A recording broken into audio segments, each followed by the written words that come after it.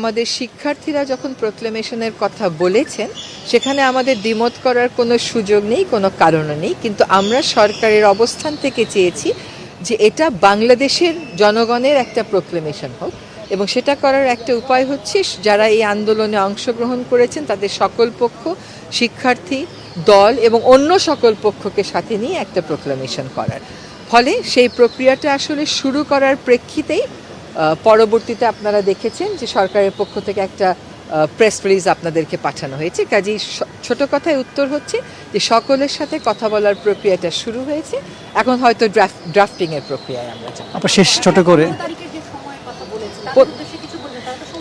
তারা একটা সময় বেঁধে দিয়েছে 15 তারিখ, মানে আমাদের হাতে এখনো 14 দিন আছে।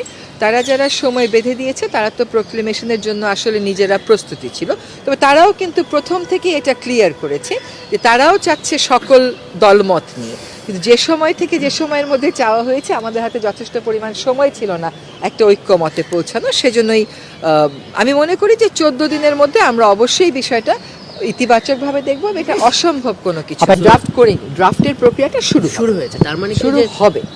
শুরু হবে। সব পক্ষগুলো একমত হয়েছে, এটা আমরা বলতে পারবো? সব পক্ষগুলো মোটামুটিভাবে একমত যে একটা প্রোক্লেমেশন হতে পারে। সব পক্ষ ওই তাদের ওই সম্মতিটা থাকবে বলেই আমরা আশা করি।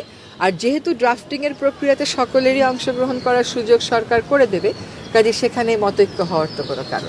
নির্বাচনের ব্যাপারে কোন দল অংশগ্রহণ করবে, কোন দল অংশগ্রহণ করবে না, এটা তো আমরা বলে দেব না। যে দল অংশগ্রহণ করতে চায় সে দল অংশগ্রহণ করবে, কোন দল কেমন করে অংশগ্রহণ করবে সেটা তো সেই দলকে সিদ্ধান্ত নিতে হবে। নিষিদ্ধ না করলে তো নির্বাচন করতে পারবে। এখন কথা হচ্ছে কি, এই সমস্ত কথাগুলো নির্বাচন কমিশন থেকেই আসলে আসতে হবে। সরকারের পক্ষ থেকে যদি আপনারা কোনো অবস্থান দেখতেন যে সরকার এই দল নিষিদ্ধ করছে, তখন আপনারা এই প্রশ্নটা সরকারকে করতে পারতেন। তাছাড়া কোন দল নির্বাচন করবে না করবে এই প্রশ্নগুলোর উত্তর আসলে নির্বাচন কমিশনই দেবে। এখনো পর্যন্ত তো সরকার এই ব্যাপারে কোনো মতামত জানায়নি, কোনো অবস্থান নেয়নি যে আওয়ামী লীগকে আমরা নিষিদ্ধ করব, এরকম কোনো অবস্থান তো নেয়নি। আমরা যেটা দেখেছি যে হাইকোর্টে এরকম একটা বা দুইটা রিট পিটিশন হয়েছিল, সেগুলো আমার ধারণা একটা উইথড্র করা হয়েছে, আরেকটা মনে হয় হাইকোর্ট নিজেই সামারিলি রিজেক্ট করে দিয়েছে। আসলে বিএনপির থেকে আমাদের সাথেও যখন কথা বলা হয় তারা এই কথাটা বলেননি যে সংস্কারের প্রয়োজন নেই, তারা এই কথাটা বলেছেন যে সংস্কারের প্রয়োজন আছে এবং তারা সংস্কারের ক্ষেত্রে নিজেরাও তো মতামত দিচ্ছেন, তারাও লিখিত মতামত দিচ্ছেন। তার মানে হচ্ছে যে রাজনীতিবিদেরাও চাচ্ছেন যে সংস্কারটা হোক।